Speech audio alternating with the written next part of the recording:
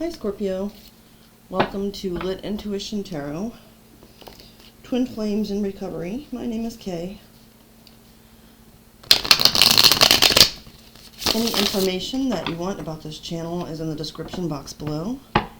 There's also a link there to my website, which is where you can book a personal reading with me or order a personalized avatar birth chart. So the last couple of weeks, I've been focusing on the twin flame connection. And what I'm doing is, in the mornings, with these readings, I'll be doing what I call like the yang collective of your sign. So if you find yourself more in the light, masculine, or active polarity, this would be your reading regardless of gender. Then in the evenings, I do the yin part of your sign. So if you find that this reading doesn't resonate with you, you could check that out tonight. And that's more for like the feminine, passive, shadow side.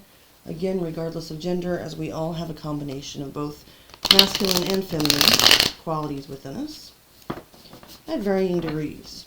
So, just a couple shuffles left. A note to cross watchers. While I never intend for these readings to be a method of spying on one's twin flame, if you are a cross watcher, I don't judge or say that that's wrong for you.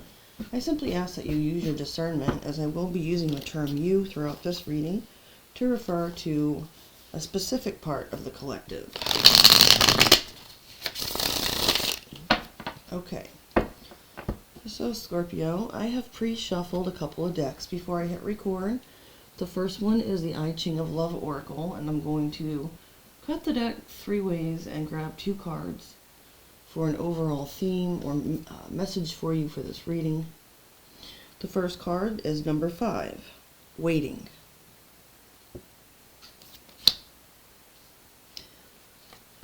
And then we have 35, which comes to 8, and that says Game of Love. So I'm going to read the brief explanation from the book here.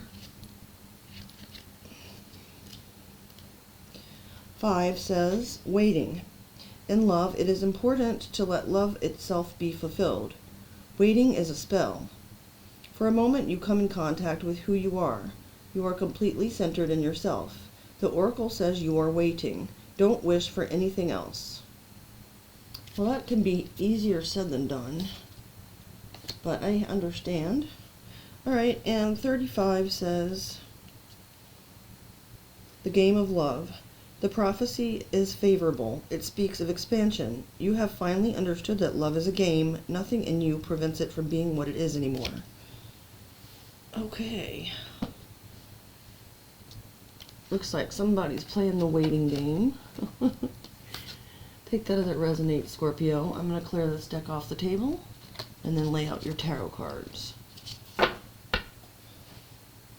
Okay.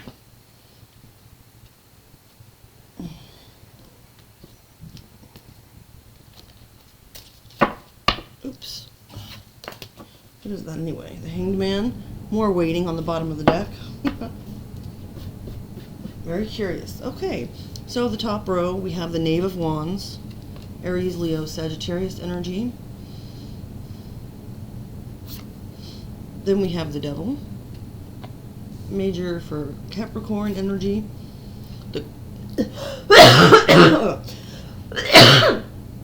Excuse me. That was awful and unexpected. Queen of Coins, Capricorn energy. Can also be Taurus or Virgo. Okay. Then we have the Queen of Swords. Libra, Gemini, Aquarius energy. And then on the bottom row, Wheel of Fortune. The King of Swords. Gemini, Aquarius, Libra. Wheel of Fortune I see as being a major Sagittarius card, excuse me. Then we have the Ace of Wands.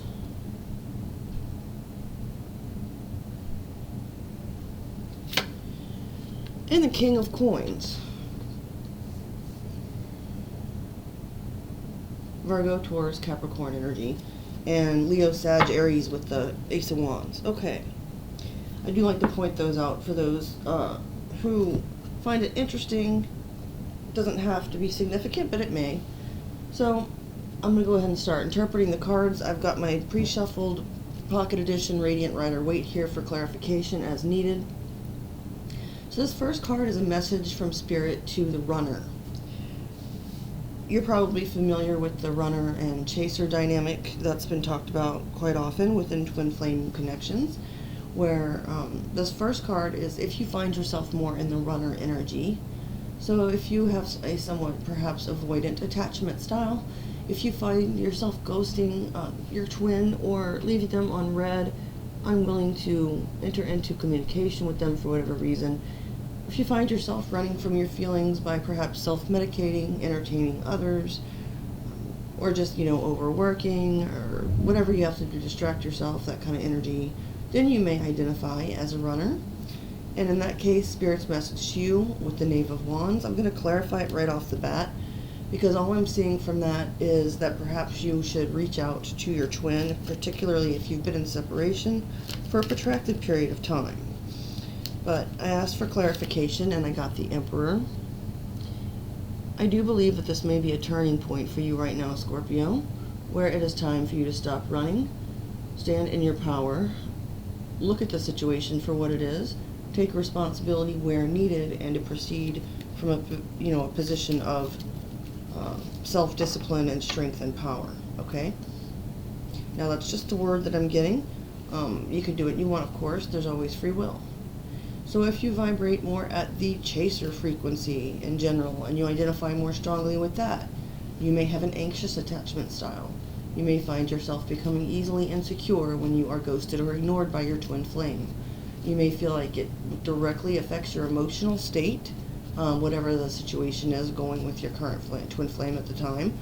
So, you might be really sad when they're in separation from you. You may be really happy when they're talking to you, that kind of thing.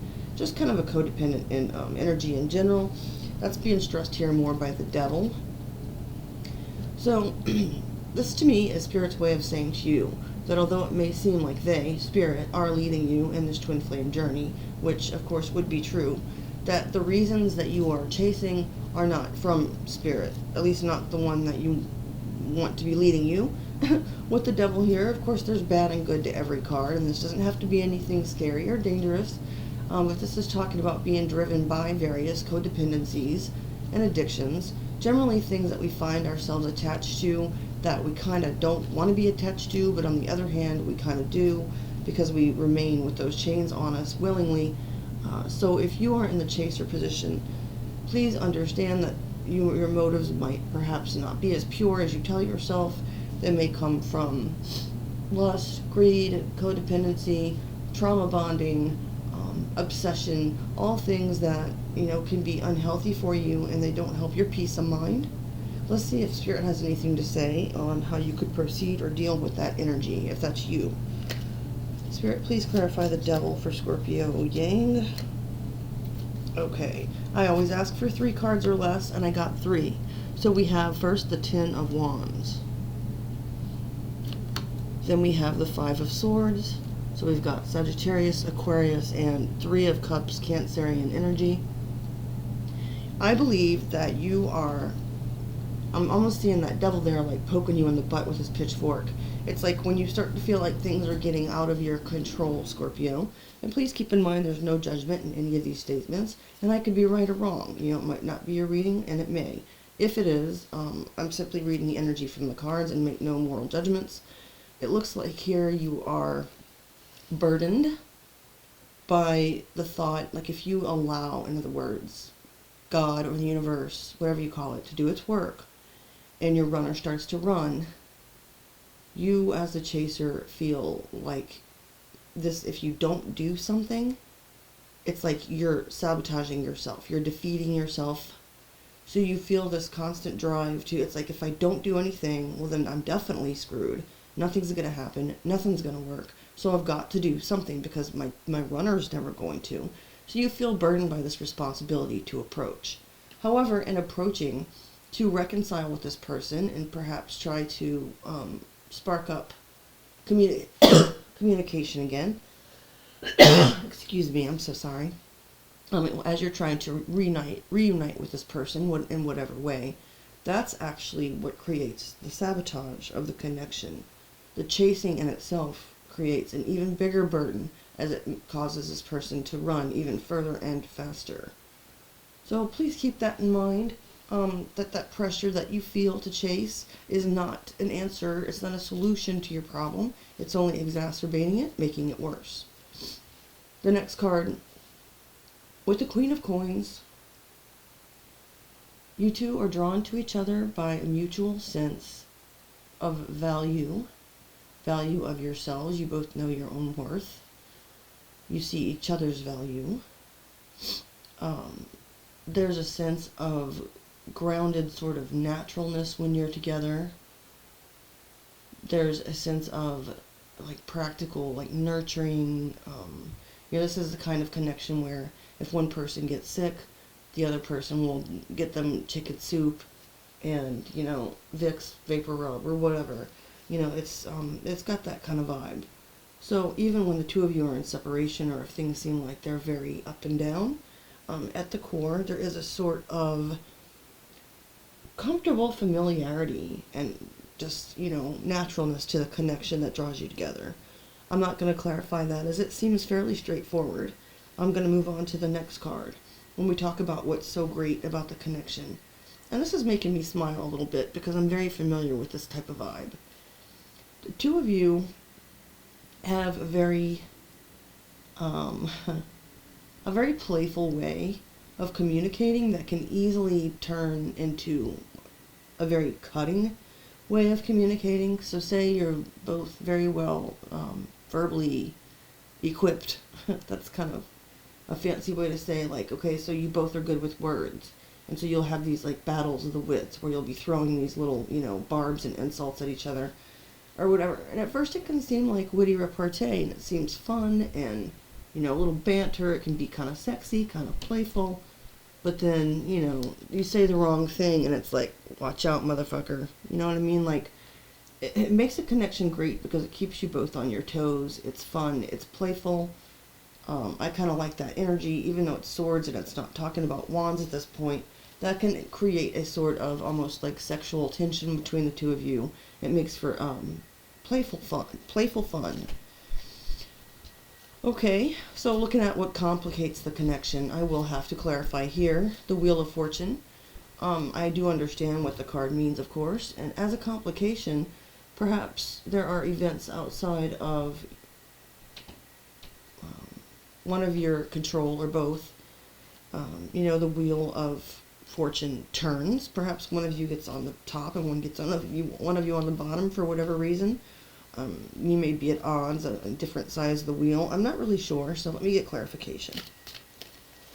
Gosh, I'm sorry. I know if I were really sorry, I would stop, right? But I don't want to start the video over just to be cough-free. I don't know if that's even possible. Okay, so we've got the Page of Wands, which is the card that we started with. So this does have something to do with communication, news. Let me try to get another card or two for that. Spirit, please show me the wheel. Okay. Then we've got the Eight of Pentacles. Okay, so I'm picking up here that there's a slight immaturity factor on one or both parts, one or both sides. So it could be that one, as the Page of Wands, goes about like a child in a very exploratory sense, looking for fun, looking for whatever, while the other person is more of like a serious, diligent sort of, let's actually work on this connection together. Let's master it so we can both be on the same side of the wheel. So I see that the two of you might have different ways of approaching it. One of you in the Page of Wands mode maybe just looking to, even if you understand the twin flame connection, even if you're committed to it, you might have a more like flirty, lighthearted, passionate, let's not take this so seriously kind of side. Whereas the other person might be more interested in kind of putting your noses to the grind and working on the commitment factor. This can cause, obviously, some discrepancies, in your opinions and thoughts and feelings. And then the Wheel of Fortune hits, and it's like, if you guys aren't on the same side, then separation naturally ensues. That's kind of what I'm picking up from that. Hopefully it resonates with you, Scorpio. Your twin helps to heal you now we have a true pair, by the way. We actually have two true pairs in this, which is the first time I've seen that in these readings. So the way that they heal you, well, the King of Swords here indicates this person is your match. You have met your match. You were healed in this connection by the fact that you have a counterpart. I mean, there is someone that understands you, and they're able to put you in your best character. So as the King of Swords, you are a fair, honest, rational person. You're able to see things clearly and operate head over heart.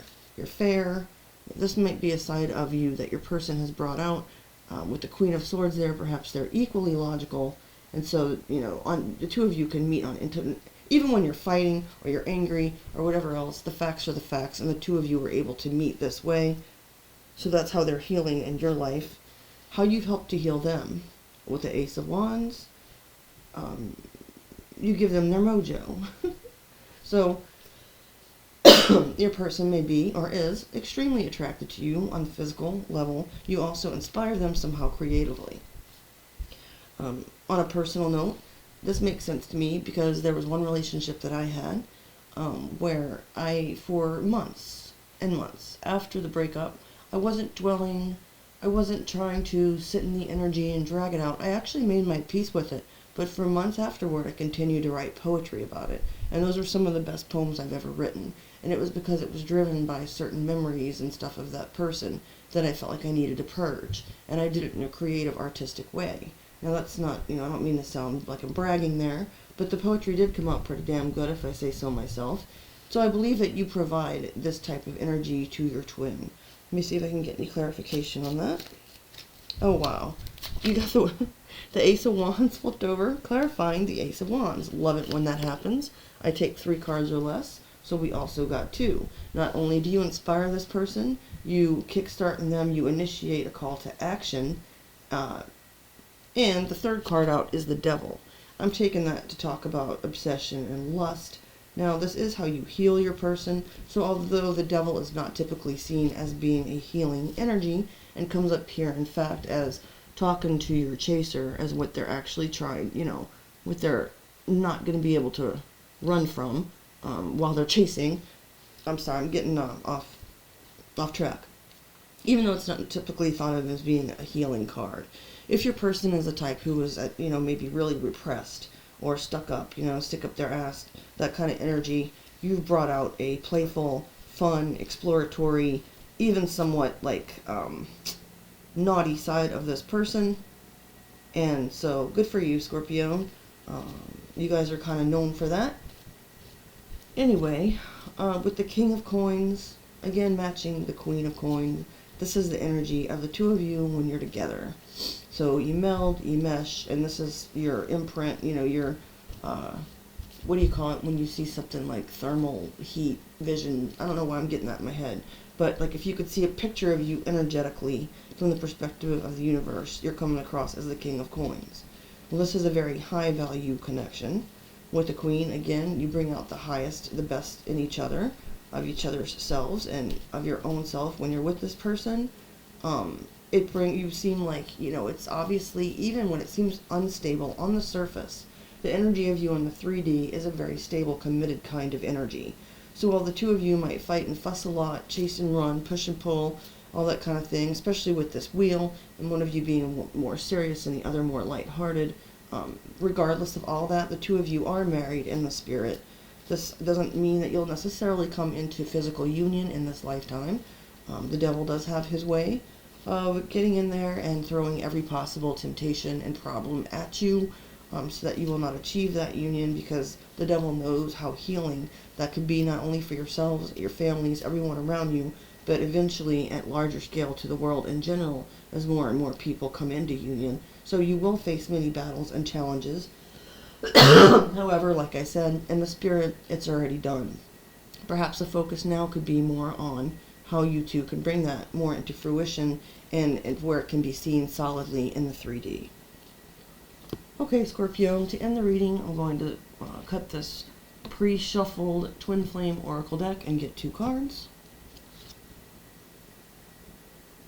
I just want to say that really quickly before I read them that I'm kind of fascinated by this. It's just, you got 2 of the Pages of Wands.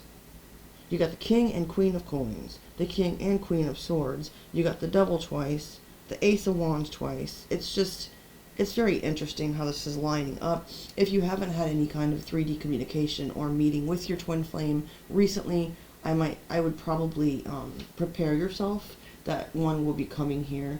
At least energetically prepare yourself. And I'm further backed up by this card here, which says Twin Flames. And even though this is a Twin Flame Oracle deck, every card is not like that, trust me. Eternal love, reincarnation, passion, twins seeking union. And then the second card says hesitation, past heartbreak, broken trust, afraid to move forward. There's that wheel, needs to keep on turning. So if you are the runner, Spirit's saying it's time to perhaps reach out to this person and take control. If you're the chaser, be still, as your runner probably will be approaching sometime in the near future, unless they, use their free will to ignore the promptings of Spirit, which can happen, and everybody's different. So Scorpio, please like, share, subscribe, tap the notification bell and the all button. Oops. I will see you guys again tonight if you want to come back and check out your yin reading, and if not, I will see you again next week. Okay, have a great weekend, Scorpio. Bye.